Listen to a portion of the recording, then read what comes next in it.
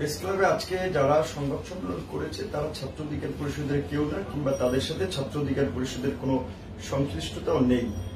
মিডিয়ার মাধ্যমে যাদের ছবি আমরা দেখেছি যে সংবাদ সম্মেলনে উপস্থিত ছিল, সেখানে মোহাম্মদুল্লাহ মধু নামে যিনি ঐক্যবদ্ধ ছাত্র সমাজ নামে একটি সংগঠনের সাধারণ সম্পাদক, মুজাম্মেল মেয়াদী যিনি ৩৫ আন্দোলনের একজন সমন্বয়ক বা একাংশের নেতা, তারপরে ডাকসু নির্বাচনে আপনার সাধারণ জিএস পদে নির্বাচন করেছে জালাল আহমেদ, যিনি আমাদের সংগঠনের কোনো নেতা না, এবং ইসমাইল সম্রাট, তিনি আপনার এই যে ঐক্যবদ্ধ ছাত্র সমাজের নেতা।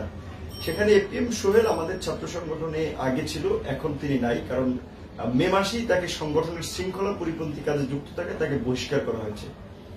আর আপনারা নিশ্চয়ই জানেন যে 2018 সালের কোটা সংস্কার আন্দোলন, সেটি সারা বাংলাদেশের ছাত্র সমাজের একটি স্বতঃস্ফূর্ত আন্দোলন ছিল। দল মত নির্বিশেষে সকল ছাত্র তরুণ যুবকরাই সেই আন্দোলনে অংশগ্রহণ করেছিল। সেই আন্দোলনটি গড়ে উঠেছিল সাধারণ বাংলাদেশ সাধারণ ছাত্র অধিকার সংরক্ষণ পরিষদের ব্যানার। কিন্তু আমরা যখন সেই আন্দোলনের নেতৃবৃন্দ বিভিন্ন হামলা মামলা নির্যাতনের পরেও যখন আমরা সেই আন্দোলনে ছাত্র সমাজের জন্য সফলতা নিয়ে আসি, তারপর থেকে আমরা যখন একটি রাজনৈতিক সংগঠন করার উদ্যোগ নিয়েছি, তখন কিন্তু সেই সার্বজনীন প্ল্যাটফর্মটি আমরা ব্যবহার করিনি, বরঞ্চ সেটির নাম একটু আমরা সংশোধন করেছি যে বাংলাদেশ ছাত্র অধিকার পরিষদ। এবং এই 2 বছরের মধ্যেও যাদের ছাত্রত্ব শেষ হয়েছে তাদেরকে নিয়ে আমরা যুব অধিকার পরিষদ গঠন করেছি, এবং আমাদের শ্রমিকদের নিয়ে আমরা শ্রমিক অধিকার পরিষদ গঠন করেছি। এবং এই মাসে শীঘ্রই আমরা যে রাজনৈতিক দল গঠনের ঘোষণা দিয়েছি তার প্রক্রিয়ার অংশ হিসেবে আমাদের বিভিন্ন শ্রেণী পেশার নাগরিকদেরকে কানেক্ট করার জন্য একটা নাগরিক প্ল্যাটফর্ম যে বাংলাদেশ গণ অধিকার পরিষদ গঠিত হতে যাচ্ছে। সুতরাং আমরা তো সেই ক্ষেত্রে মোটেও আসলে পিছিয়ে নেই, আমাদের কার্যক্রমগুলো তো ধারাবাহিকভাবে চলছে। এখন আমাদের আগের সংগঠনের নাম ব্যবহার করে যারা সংগঠনের সাথে সংশ্লিষ্ট নয় তারা যদি দাবি করে যে তারা ছাত্র অধিকার পরিষদের এক অংশ, সেটা তো আসলে খুব দুঃখজনক। তবে প্রত্যেকেরই সংগঠন করার অধিকার রয়েছে, রাজনীতি করার অধিকার রয়েছে। সেই ক্ষেত্রে প্রত্যেকের জন্য আমরা স্বাগত জানাই, যে যে সংগঠন করবে দল করবে সেটা তার ব্যক্তিগত বিষয়, কিন্তু ছাত্র অধিকার পরিষদের সাথে তাদের কোনো সংশ্লিষ্টতা নেই। এবং সেখানে আরো কয়েকজনের নাম যে পরিচয় উল্লেখ করেছে সেটি অনেকাংশে ভুয়া।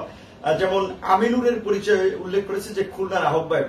আমাদের বর্তমানে খুলনায় জেলা এবং মহানগর 2টি কমিটি রয়েছে, সভাপতি সাধারণ সম্পাদক করে।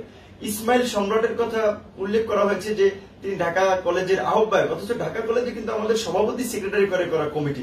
কাজে এই যে একটা পরিচয়ের বিভ্রান্তি, তারা জনমনে একটা বিভ্রান্তি তৈরি করার জন্য এগুলো করেছে।